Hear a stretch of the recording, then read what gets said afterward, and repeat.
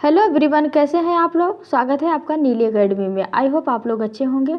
आज हम UP board inter परीक्षा के लिए जो विज्ञान के लॉन्ग क्वेश्चन लेके आए हैं। लॉन्ग क्वेश्चन आपको पता ही है, पेपर में थोड़े question long question, short question और ऑब्जेक्टिव क्वेश्चन, 3 प्रकार के क्वेश्चन पूछे जाते हैं। और आज का क्वेश्चन जो है लॉन्ग है और शॉर्ट है। आज हम ऑब्जेक्टिव क्वेश्चन नहीं लेके आए हैं, सिर्फ लॉन्ग क्वेश्चन है। चलो स्टार्ट करते हैं आज का हमारा पेपर। यह प्रीवियस ईयर क्वेश्चन पेपर है जो पिछले साल पूछा गया था। बहुत इम्पॉर्टेंट पेपर है, एक बार जरूर से ध्यान दें।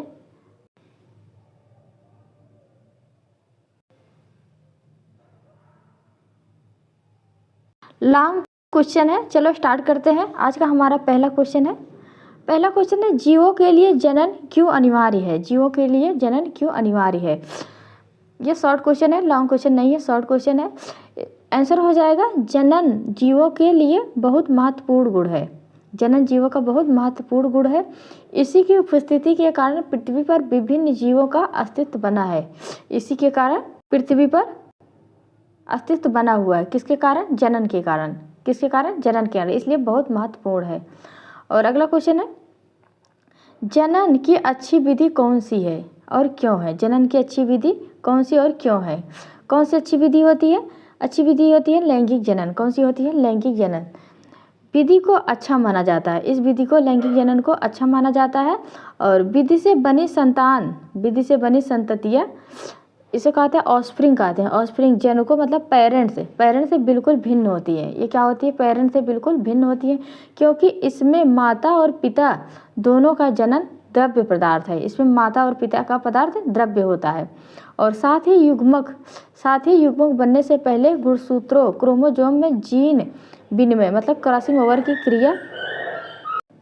क्रिया के फलस्वरूप नए संयोजन बनते हैं, जो युग्मक द्वारा संतति आ जाते हैं। लैंगिक जनन से संतति उत्पन्न होती हैं और भिन्नताएं जैव विकास का आधार होती है।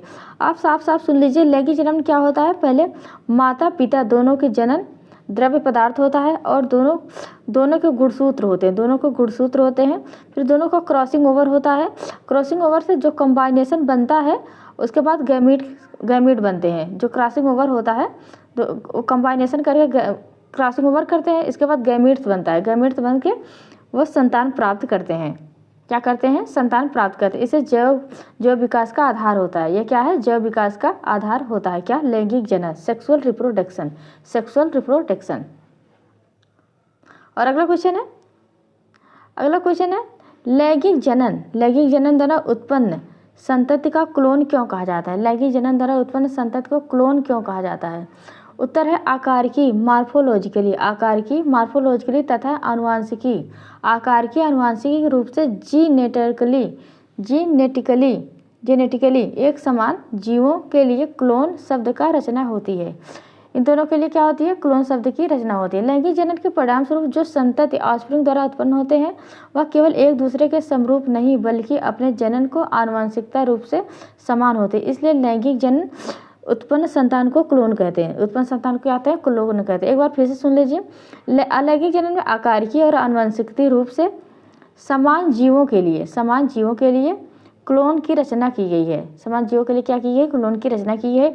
और लैंगिक जनन के परिणाम स्वरूप जो संतान उत्पन्न होती है, वह केवल एक दूसरे के समरूप नहीं बल्कि वह जनक के आनुवंशिक रूप के समान होती है।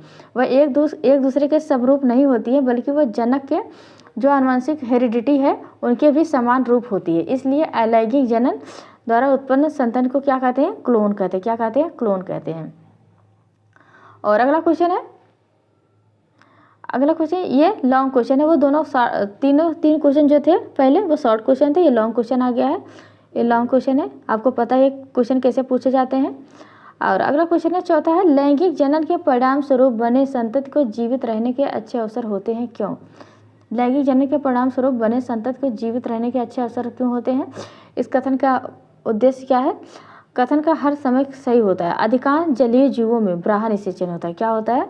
अधिकांश जलीय जीवों में एक्सटर्नल फर्टिलाइजेशन होता है। क्या होता है? एक्सटर्नल फर्टिलाइजेशन शरीर के बाहर जलीय माध्यम में होता है। जलीय के बाहर माध्यम में होता है। इसमें नर मादा युग्मक को अत्यधिक मात्रा में जल से बाहर मुक्त होना एक दूसरे के साथ युग्मकों में निषेचन प्रक्रिया को प्रदर्शित करता है, जिससे जीवों को अत्यधिक आबादी उत्पन्न हो जाती है।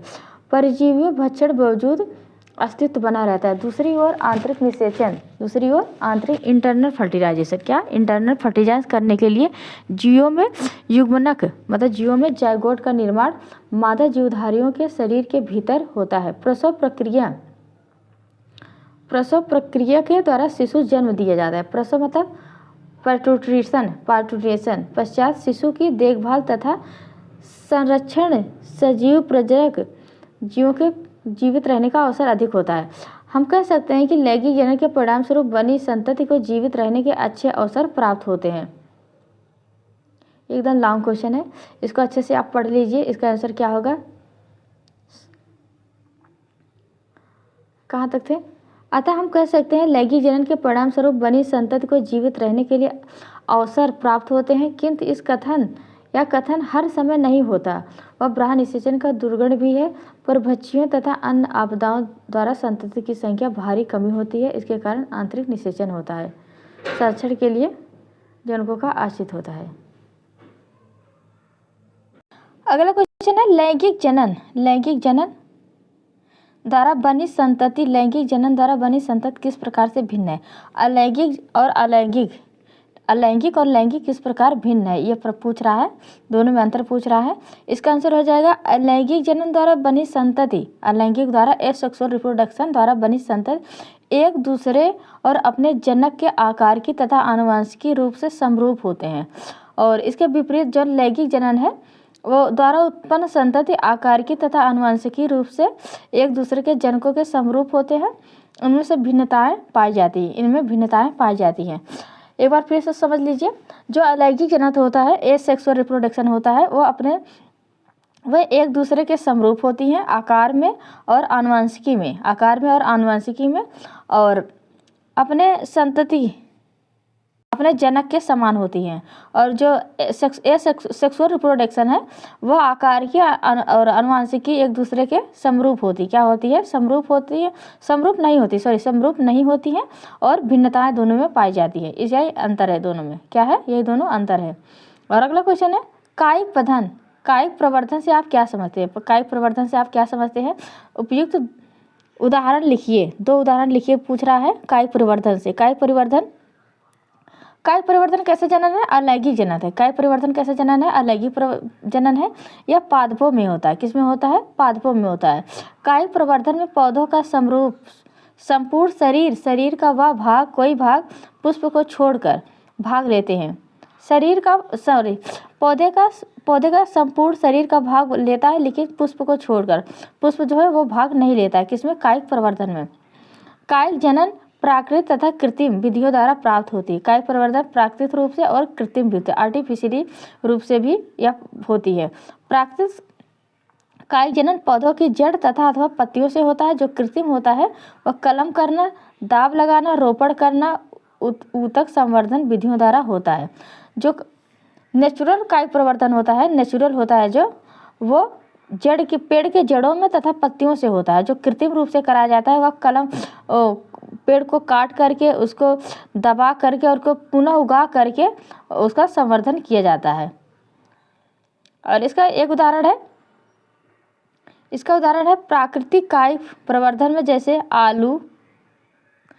प्राकृतिक कायिक प्रवर्धन है आलू है, अदरक है, अरबी है, केले की खेती की जाती है। और जो कृत्रिम रूप से कायिक प्रवर्धन है गन्ना को काट के दोबारा लगाते हैं, गुलाब की टहनी को काट के दोबारा लगाते हैं, सेब को, चमेली को, नींबू को काट के खेती करते हैं। क्या है? एक कृत्रिम है। ये क्या है? कृत्रिम है। जो आलू, अदरक, अरबी, केले जो है वो प्राकृतिक है। क्या है? प्राकृतिक है। ये दोनों कायिक प्रवर्धन के उदाहरण है। क्या है? कायिक प्रवर्धन के उदाहरण है। और अगला पूछ रहा है व्याख्या कीजिए किसका? किशोर चरण का, प्रजनन का, और जीर्णता का और जीर्णावस्था का। पहला करते हैं किशोर चरण का। सभी जीव अपने जीवन में वृद्धि की एक निश्चित अवस्था एवं परिपक्वता तक पहुँचते हैं। इसके पश्चात ही लैंगिक जनन कर सकते हैं। वृद्धि का यह काल किशोरावस्था या किशोर चरण कहलाता है। पादपों में काई प्रवर्धन कहलाती है। पादपों में यह क्या कहलाती है? वेजिटेटिव फेज कहलाती है। यह प्रवस्था विभिन्न जीवों में अलग अलग होती है। यह क्या होती है?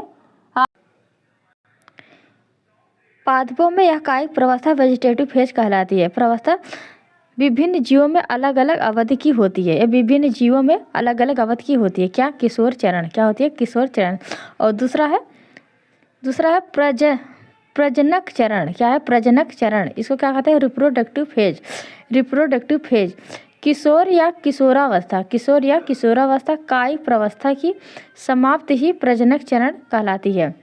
किशोर चरण और किशोरावस्था तथा वेजिटेटिव रिप्रोडक्शन की समाप्ति को क्या कहते हैं? रिप्रोडक्टिव फेज कहते हैं। क्या कहते हैं? रिप्रोडक्टिव फेज कहते हैं।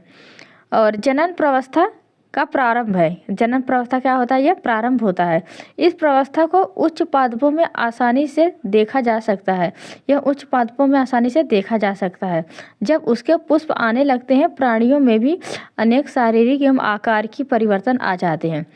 जब प्राणियों में अनेक शारीरिक आकार के परिवर्तन आ जाते हैं, जब पुष्प आने लगते हैं, इस चरण में जीव संतति उत्पन्न योग्य हो जाते हैं। विभिन्न जीवों में प्रजनन चरण की अवधि भिन्न भिन्न होती है। इसमें क्या होती है? प्रजनन चरण की अवस्था भिन्न भिन्न होती है। किसमें? रिप्रोडक्टिव फेज में। और अगला है जीर्णता चरण तथा जीर्णावस्था। क्या होता है? जीर्णावस्था। इसमें क्या है? जीवों की प्रजनक आयु की समाप्ति को जीर्णता कहते हैं। यह वृद्धावस्था के मापदंड के रूप माना जाता है। क्या करता है? वृद्धावस्था के मापदंड के रूप में माना जाता है। यह विकास चक्र की अंतिम अवस्था, विकास के चक्र की अंतिम अवस्था या तीसरी अवस्था मानी जाती है। अंतिम या तीसरी अवस्था मानी जाती है। क्या? जीर्णता। शरीर में जीवन की अवधि के अंतिम चरण में सहवर्ती परिवर्तन होने लगते हैं। और उदाहरण है उपापचय। उपापचय क्रिया मंद होने लगती है, ऊतकों का क्षरण होने लगता है और शरीर के अंग धीरे धीरे कार्य करना बंद हो जाते हैं। वृद्धावस्था आ जाती है, अंततः जीवधारी की मृत्यु हो जाती है। क्या होती है? जीवधारी की मृत्यु हो जाती है। और अगला क्वेश्चन है, अपनी जटिलता के बावजूद बड़े जीवों ने लैंगिक प्रजनन पाया है। क्या पाया है? बड़े जीवों ने लैंगिक प्रजनन पाया है। और क्यों पाया है? लैंगिक प्रजनन सेक्सुअल रिप्रोडक्शन। प्राप्त संतति अपने जनकों के समरूप नहीं होती है। इसमें से भिन्नताएं पाई जाती हैं। इस भिन्नताओं के आकार जीवधारी स्वयं को अपने वातावरण से अनुकूलित किए रहते हैं। भिन्नताओं के कारण जैव विकास होता है। अतः लैंगिक जनन जीवों का प्रतिकूल परिस्थितियों में जीवित रहने सहायक होते हैं। यही कारण है जीवधारियों में अपनी जटिलता का बावजूद अलैंगिक प्रजनन अपनाया जाता है। क्या होता है? जटिलता के कारण भी यह लैंगिक जनन ही अपनाता है। आप सारे क्वेश्चन को ध्यान से देखते चलें। और अगला क्वेश्चन है, व्याख्या करके बताएं अर्धसूत्री विभाजन तथा युग्मक जनन सदैव अंतर संबंधित होते हैं। ये लॉन्ग क्वेश्चन पूछा है। इसमें अर्धसूत्री विभाजन तथा युग्मक जनन का सदैव अंतर संबंध पूछा है, दोनों का संबंध पूछा है। लैंगिक जनन करने वाले जीवधारियों में प्रजनन का समय अर्धसूत्री विभाजन तथा युग्मक जनन प्रक्रिया होती है। अलैंगिक जनन करने वाले जीवधारियों में प्रजनन के समय अर्धसूत्री विभाजन होती है। युग्मक जनन युग्मकों का गठन प्रक्रिया को संदर्भित करता है। युग्मक एक प्रकार की अगुणित कोशिकाएं होती है। युग्मक क्या होती है? एक प्रकार की अगुणित कोशिकाएं होती है।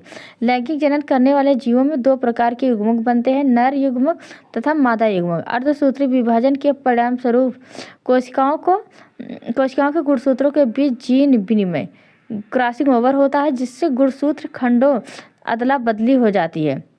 अर्धसूत्री विभाजन के अंतः गुणसूत्रों की संख्या आधी रह जाती है। यह आधी संख्या ही बीजाणु मात्र कोशिका के बनने स्पष्ट है कि युग्मक अगुणित हेप्लॉइड होते हैं। अतः युग्मक जनन के अर्धसूत्री विभाजन क्रिया अंतर संबंधित होती है। निषेचन के परिणाम स्वरूप नर तथा मादा अगुणित संकलन संयुग्मन के द्विगुणित उग्माणु बनते हैं। फलस्वरूप नए जीव का विकास होता है। क्या होता है? नए विकास होता है। एक बार आप ध्यान से देख लीजिए।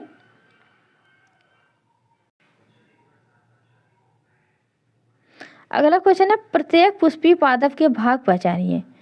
प्रत्येक पुष्पी पादप के भाग पहचानिए और अगुणित, द्विगुणित, अंडाशय, परागकोश, अंडा, परागकण, युग्मक इन सबको पहचानिए। उत्तर है अंडाशय। अंडाशय क्या है? ओवरी द्विगुणित है। अंडाशय क्या है? द्विगुणित है। और परागकोश क्या है? एंथर। एंथर क्या है? द्विगुणित है। और अंडा तथा बिंब ओवा। ओवा क्या है? अगुणित है। ओवा क्या है? अगुणित है। और परागकण क्या है? Pollen grain. पोलन ग्रेन अगुणित है। और नर युग्मक मेल गैमेट क्या है? अगुणित है। मेल युग्मक क्या है? अगुणित है। और युग्मनज क्या है? द्विगुणित है। युग्मनज क्या है? जाइगोट द्विगुणित है। अंडाशय और परागकोण। अंडाशय और परागकोण और युग्मनज ओवरी एंथर और जाइगोट। ओवरी एंथर जाइगोट क्या है? द्विगुणित है। और अगुणित क्या क्या है? ओवा पोलन ग्रेन और मेल गैमीट। ओवा पोलन ग्रेन मेल गैमीट क्या है? अगुणित है। और अगला क्वेश्चन है ब्राहा निषेचन को परिभाषित कीजिए। ब्राहा निषेचन को परिभाषित किया तथा इसके नुकसान बताइए। इसके नुकसान, ब्राहा निषेचन से क्या नुकसान होते हैं? दो भिन्न युग्मों नर तथा मादा युग्मक में पूर्ण रूप से संलयन फ्यूजन को ही निषेचन कहते हैं। क्या है? दो भिन्न युग्मक, दो प्रकार के गैमेट नर और मादा पूर्ण रूप से फ्यूजन करते हैं। पूर्ण रूप से फ्यूजन को क्या कहते हैं? फर्टिलाइजेशन कहते हैं। दोनों युग्मक संलयन करके युग्मनज का निर्माण करते हैं। अधिकांश जलीय जीवों जैसे शैवालों, मछलियों, उभयचरों में निषेचन जीव के शरीर के बाहर माध्यम में होता है। यह जल संपन्न होता है। ब्राहा निषेचन एक्सटर्नल फर्टिलाइजेशन कहते हैं। क्या कहते हैं? एक्सटर्नल फर्टिलाइजेशन कहते हैं। यह किसमें होता है? शैवाल में, मछलियों में तथा उभयचरों में। और ब्राहा निषेचन से हानियाँ क्या क्या होती है? ब्राहा निषेचन से हानि होती है जीवधारियों को अत्यधिक संख्या में नर एवं मादा युग्मकों को शरीर से बाहर मुक्त करना पड़ता है, जिससे निषेचन व अवसर बढ़ जाते हैं और युग्मनज संलयन का अवसर कम होते हैं। क्या होते हैं? युग्मनज संलयन का अवसर कम होते हैं। और ब्राहा निषेचन का एक दुर्गुण यह भी है कि परभक्षियों तथा शिकार अन्य आपदाओं युग्मनजों की संख्या में भारी कमी आ जाती है। क्या होती है? भारी कमी आ जाती है। और अगला क्वेश्चन है एक पुष्प निषेचन पश्च परिवर्तनों की व्याख्या कीजिए। एक पुष्प में जब निषेचन होता है उसमें क्या क्या परिवर्तन होता है उसके बारे में देख लीजिए। पुष्पीय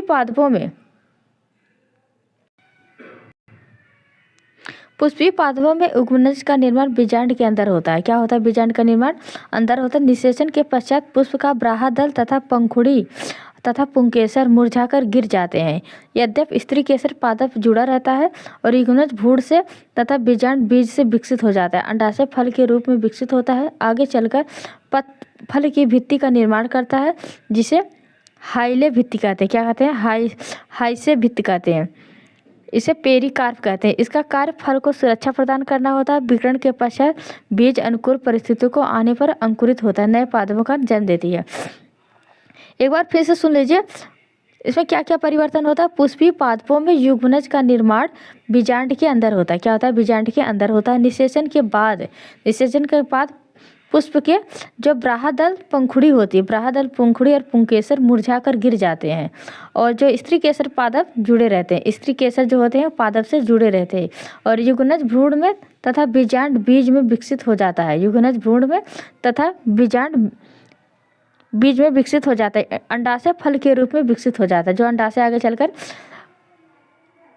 आगे चलकर फल का निर्माण करता है और इसके हाइसे फलभित्ति कहते हैं। इसे क्या कहता है? हाइसे फलभित्ति। इसका कार्य क्या है? यह फल को सुरक्षा प्रदान करता है।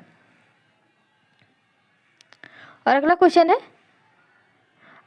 है एक द्विलिंगी पुष्प क्या है? अपने आसपास के 5 द्विलिंगी पुष्पों को एकत्रित कीजिए और अपने शिक्षक की सहायता से सम्मान एवं वैज्ञानिक का पता लगाइए। पूछ रहा है? द्विलिंगी पुष्प के बारे में पूछ रहा है। उसका सामान्य, स्थानीय तथा वैज्ञानिक नाम पूछ रहा है। स्थानीय और वैज्ञानिक नाम पूछ रहा है।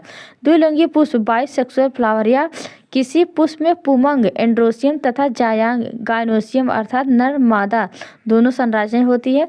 यह द्विलिंगी पुष्पी कहलाते हैं। समीपवर्ती क्षेत्रों में पाए जाते हैं एंड्रोसियम और गायनोसियम।